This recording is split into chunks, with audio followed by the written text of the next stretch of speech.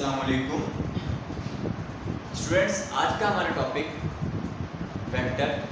हमने कल वेक्टर और स्केलर और वेक्टर के बारे में पढ़ा था कि स्केलर क्या होता है और वेक्टर क्या होता है। आज हम वेक्टर की कुछ टाइप्स पढ़ेंगे जिनके मैंने कल आपको नाम लिखवाए थे, जिसको हम पढ़ते हैं। नंबर 1 आपके पास यूनिट वेक्टर। किसे कहते हैं यूनिट वेक्टर? देखिए, यूनिट का मतलब क्या होता है? यूनिट मतलब होता है वन, सिंगल, ठीक है, एक। कोई भी ऐसा वेक्टर हो जिसका मैग्नीट्यूड हमारे पास सिर्फ वन हो। हम कहते हैं कि which have only one magnitude, जिसका मैग्नीट्यूड आपके पास वन हो, वो क्या कहलाता है? Unit vector. अब क्या हो वन? लेंथ की यूनिट 1 मीटर है, तो क्या 1 मीटर हो सिर्फ, या उसके अलावा भी कोई हो सकता है? नहीं, इसके अलावा भी देखिए हमारे पास 1 किलोमीटर, 1 मीटर, 1 सेंटीमीटर, 1 फुट, ठीक है। इससे रिलेटेड जो भी हमारे पास हो, मतलब ये कि उसके अंदर आपके पास वन हो, क्वांटिटी मैग्नीट्यूड वन हो, साथ में यूनिट कोई भी लगी हो, चाहे किलोमीटर लगी हो, मीटर हो, यूनिट या कुछ भी हो, मगर उसका जो मैग्नीट्यूड हो वो वन हो। तो जहाँ पर आपके पास मैग्नीट्यूड वन होता है वो आपके पास क्या कहलाएगा? Unit vector. यूनिट वेक्टर जो होता है, अच्छा, वेक्टर की रिप्रेजेंटेशन मैंने आपको कल बता दी थी कि हम वेक्टर को रिप्रेजेंट एरो हेड से करते हैं, बोल्ड लिखते हैं या इटैलिक लिखते हैं। यूनिट वेक्टर को आप रिप्रेजेंट करते हैं ए कैप से। मोस्टली हमारे पास जो भी वैल्यूज लिखी हुई होती हैं, उन वैल्यूज के साथ आप ये देखेंगे, नोट करेंगे कि साथ में ए कैप लिखा हुआ हो। उस ए कैप या 5 मीटर फॉर करके लिखा हुआ है आपके पास 5 मीटर, तो मे भी इसके ऊपर कैप लगी हो। इसका मतलब क्या हुआ कि ये यूनिट वेक्टर है, ठीक है। यानी कि या जिस तरीके से कोई भी आपको क्वांटिटी दी हो, यूनिट वेक्टर। आप देखें, आप कहेंगे कि यहाँ तो 5 लिखा हुआ है, मगर फिर ये यूनिट वेक्टर कैसे हो गया? मतलब ये कि मीटर की कोई एक्स्ट्रा यूनिट नहीं है, कोई अपनी इसकी एक्स्ट्रा यूनिट नहीं है। तो ये आपके पास क्या है कि ये 5 जो मैग्नीट्यूड दिया हुआ वो उसके हिसाब से मल्टीप्लाई होगा, मीन्स ये 1 के साथ मल्टीप्लाई होगा, किसी और के साथ मल्टीप्लाई नहीं होगा। तो ये आपके पास क्या हो गया? ये यूनिट वेक्टर हो गया, ठीक है।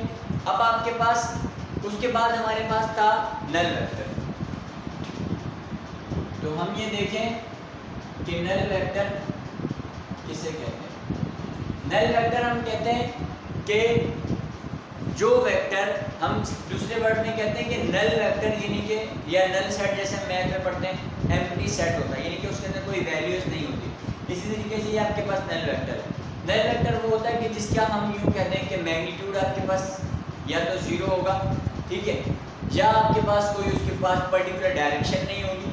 कोई भी पर्टिकुलर उसके पास डायरेक्शन अगर ना हो तो वो आपके पास नल वेक्टर कहलाता है। या वो जितना पॉजिटिव गया है उतना ही अगेंस्ट आ जाए, उतना ही वापस नेगेटिव की तरफ आ जाए, तो उसे भी हम नल वेक्टर कह सकते हैं।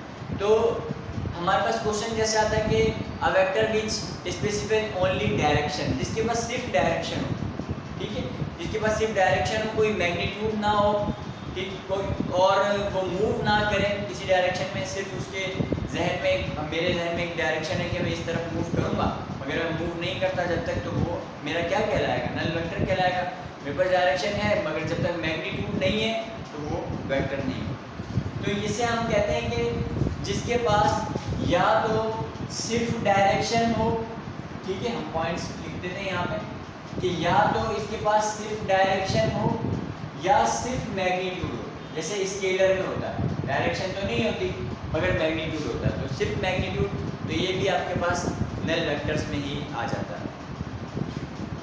हम कहते हैं पैरेलल वेक्टर।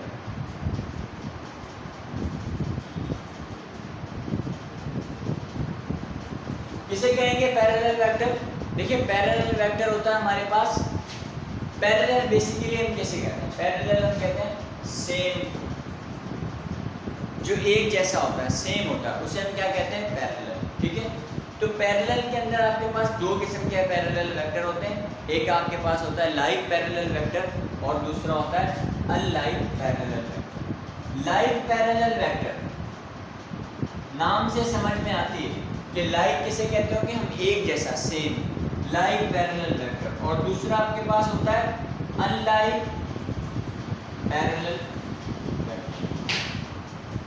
एक आपके पास लाइक पैरेलल वेक्टर होता है और दूसरा अनलाइक पैरेलल। लाइक में हमारे पास क्या होता है कि इक्वल मैग्नीट्यूड, पैरेलल का मतलब तो सेम है, तो मैग्नीट्यूड जो है वो इनका क्या होगा, इक्वल होगा, इक्वल मैग्नीट्यूड होगा इसमें भी और अनलाइक में भी। मैग्नीट्यूड हमारे पास इक्वल है, बट क्या डिफरेंस आ जाएगा, जस्ट डायरेक्शन का डिफरेंस आ जाएगा। इसमें हमारे पास क्या हुआ, दो सेम वेक्टर हैं, दोनों का मैग्नीट्यूड तो सेम है ही है, मगर दोनों की जो डायरेक्शन है वो भी हमारे पास क्या है, सेम है। ठीक है, सेम मैग्नीट्यूड सेम डायरेक्शन। इसी तरीके से ये आपके पास same magnitude but opposite direction, magnitude हमारे पास सेम होता है और डायरेक्शन अपोजिट होती है, तो ये भी हमारे पास जो सेम, क्योंकि मैग्नीट्यूड है तो सेम मैग्नीट्यूड की वजह से हमारे पास ये पैरेलल वेक्टर कहलाता है। ठीक है, उसके बाद हम बात करते हैं कोप्लेनर वेक्टर। कोप्लेनर वेक्टर क्या होता है कि ऐसे दो वेक्टर या तीन वेक्टर जो एक प्लेन में हो, किसी एक पर्टिकुलर प्लेन में हो, किसी सेम प्लेन में हो, उन्हें हम क्या कहते हैं, कोप्लेनर वेक्टर। ठीक है, फॉर एग्जाम्पल मैं कहूँ कि ये आपके पास एक डस्टर है, ठीक है, इस रेजर में अगर मैं एक मार्कर इस तरीके से रखा हुआ है, एक दूसरा मार्कर रखा हुआ है, जितने भी रखे हुए हैं वो सारे के सारे इसी प्लेन के ऊपर है, ये इसका प्लेन है, इसी प्लेन के ऊपर है, तो वो सारे के सारे क्या कहलाएंगे, कोप्लेनर वेक्टर। इन केस कोई तीसरा मार्कर रखता हूँ, उसकी डायरेक्शन इससे बाहर आ जाती है या वो उससे बाहर आ जाता है इस तरीके से। ठीक है, तो ये आपके पास जैसे बाहर आ गया तो ये आपके पास क्या कहलाएगा, ये कोप्लेनर वेक्टर नहीं होगा। जैसे मैं कहूँ कि बोर्ड में ये मैंने जो भी लिखा हुआ है, लाइन ड्रॉ की हुई या कुछ भी किया हुआ है, ये सारा का सारा इसी प्लेन के अंदर आ जाता है, ये सारा काम इसी प्लेन के अंदर है। तो इस प्लेन के अंदर हमने जो जितना भी काम किया सारा, वो सारा कोप्लेनर वेक्टर है। अगर मैं कोई ऐसी लाइन ड्रॉ करता हूँ या ऐसी कि जो बोर्ड से बाहर निकल जाती है, इस प्लेन से बाहर निकल जाती है, तो वो क्या कहलाएगी, कोप्लेनर तो नहीं होगी। तो कोप्लेनर वेक्टर में हमारे पास वो होता है कि जो दो एक ही सेम प्लेन के अंदर, ठीक है, को दो वेक्टर जो हो वो या दो से ज़्यादा भी हो सकते हैं, सेम प्लेन के अंदर जो वेक्टर हो वो हमारे पास कोप्लेनर वेक्टर कहलाता है। इसी तरीके से मैं बात करता हूँ कोलीनियर। अगर आपको कोप्लेनर समझ में आया तो कोलीनियर भी इजीली समझ में आएगा। कोलीनियर का क्या मतलब हुआ जनाब, कोलीनियर का मतलब हुआ कि जिनकी लाइन सेम हो, ठीक है, एक ही लाइन में 3, 4, 5, 10 वेक्टर्स ये ट्रेवल कर रहे हैं, मूव कर रहे हैं, तो ये सारे के सारे क्या कहलाएंगे हमारे पास, ये कोलीनियर वेक्टर कहलाएंगे। कोप्लेनर, कोलीनियर, और एक और हमारे पास है वो है कौन सा, ये कोलीनियर समझ में आया आपको कि लाइन से एक ही लाइन में जितने भी वेक्टर्स हैं वो कोलीनियर कहलाएंगे। इसी तरीके से हम अगर कहें को इनिशियल, यहाँ से भी बात आपको समझ में आती है, को इनिशियल किसे कहते हैं कि इनिशियल जो पॉइंट हो, स्टार्टिंग पॉइंट हो हमारे पास, वो सेम हो उन वेक्टर्स का। ठीक है, यहाँ पे एंडिंग पॉइंट की बात नहीं हो रही कि कौन सा पॉइंट कहाँ पर एंड हो रहा है, कौन सा वेक्टर कहाँ पर एंड हो रहा है, किसका मैग्नीट्यूड कितना है, इन सब चीज़ों की बात नहीं हो रही। दो जैसे ट्रैवलर हैं वो एक बस में बैठे हुए हैं, एक किसी दूसरे सिटी में, एक सिटी रास्ते में आता है उसमें उतर जाता है और दूसरा जो है वो वहाँ आगे तक जाता है। जैसे मैं एग्जाम्पल के तौर पर मिल्को पास में से हम एक बस में बैठते हैं, तो एक बस वही बस कराची जा रही है, तो हमने एक बंदे ने जाना है हैदराबाद, एक ने कराची जाना है, तो जो हैदराबाद वाला है वो उतर जाएगा रास्ते में और कराची वाला बैठा रहेगा और आगे चला जाएगा। मतलब ये तो इनिशियल जो पॉइंट था, जो उनका स्टार्टिंग पॉइंट था, जो इनिशियल पॉइंट था वो उनका सेम था, मगर एंडिंग और उसके मैग्नीट्यूड की जो फिर बात है वो फिर उसको हम यहाँ पर डिस्कस नहीं करेंगे। तो ये हमारे पास क्या कहलाता है, को इनिशियल वेक्टर। अब हमारे पास एक है, ये मैं इन शॉर्ट टर्म्स आपको डेफिनेशन बता रहा हूँ, आगे हमारे पास पूरे ये टॉपिक्स आ रहे हैं जिनको हम इन डिटेल पढ़ेंगे तो हमें बात ज़्यादा अच्छी क्लियर हो जाएगी। हमारे पास है free vector. Free free vector से पढ़ने से पहले मैं आपको बता देता हूँ कि पोजीशन वेक्टर क्या होता है ताकि ज़्यादा इजीली समझ में आए।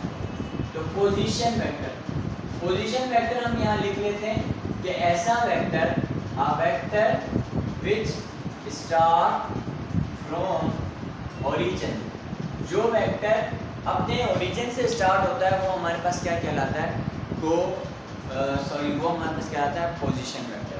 जैसे कि आपके पास ये एंगल है, अब यहाँ पर ये ए है, ठीक है, ये बी है, ये हमें पता है एक्स एक्सिस होता है, ये वाई एक्सिस होता है। अब इसके अंदर ओरिजिन कौन सा है इस एंगल का, इस एंगल का हमारे पास ओरिजिन कौन सा, तो ओरिजिन कौन सा है, ये इसका ओरिजिन।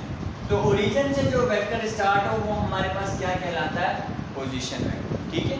कोई वेक्टर अपने ओरिजिन से स्टार्ट है उस वेक्टर को हम क्या कहते हैं, पोजीशन। इसी तरीके से अगर हम बात करें फ्री वेक्टर की, तो फ्री वेक्टर क्या होता है, बस इसी का अपोजिट होता है। हम यूँ देखते हैं, does not start from origin, वो ओरिजिन से स्टार्ट होता है और ये हमारे पास ओरिजिन से स्टार्ट नहीं होता। ये आपके पास एंगल बना हुआ है, ये कहीं पर भी किसी भी वक्त कहीं से भी स्टार्ट हो जाता है, तो इसे हम क्या कहते हैं, फ्री वेक्टर। यानी कि किसी ओरिजिन पे, किसी डायरेक्शन पे, किसी पर्टिकुलर एक्सिस पे डिपेंड नहीं करता। ये जिसके ऊपर ये क्या करता है कि कभी भी कहीं पर भी किसी भी जगह से ये स्टार्ट हो जाता है, किसी भी एक्सिस से स्टार्ट हो जाता है, तो इसे हम जनाब क्या कहते हैं, फ्री वेक्टर। अब ये हमारे पास कुछ वेक्टर की चंद एक टाइप थी जो आगे हमारे पास आ भी रही हैं, इनके पूरे टॉपिक्स आ रहे हैं, उनको हम फिर आगे मैग्नीट्यूड वगैरह बाकी चीज़ें भी हम इंशाल्लाह आगे फाइंड करते हैं। उसके बाद हम ये देखते हैं कि हमारे पास पॉजिटिव और नेगेटिव वेक्टर क्या होता है, पॉजिटिव। अब ये मैं दो लाइन ड्रा कर रहा हूँ, एक ये लाइन है, एक ये, तो इनमें से कौन सी पॉजिटिव हो गई, कौन सी नेगेटिव। इन दोनों लाइंस में से एक लाइन को मैं नाम ए का देता हूँ, दूसरी को बी का, तो इनमें से कौन सी पॉजिटिव है और कौन सी नेगेटिव है। अगर आप कहते हो कि ये पॉजिटिव है ये नेगेटिव है, तो मैं कहूँ नहीं, मैं तो इधर से देख रहा हूँ तो मेरी तरफ से तो ये पॉजिटिव है, ये लाइन जो है वो मेरी डायरेक्शन में है क्योंकि मेरे लिए ये पॉजिटिव हो गई। आप कहते हैं हाँ ठीक है, तो फिर ये नेगेटिव हो गई, तो मैं इस तरफ खड़ा हो जाता हूँ, तो मैं कहता हूँ ये मेरी डायरेक्शन में है, ये पॉजिटिव हो गई।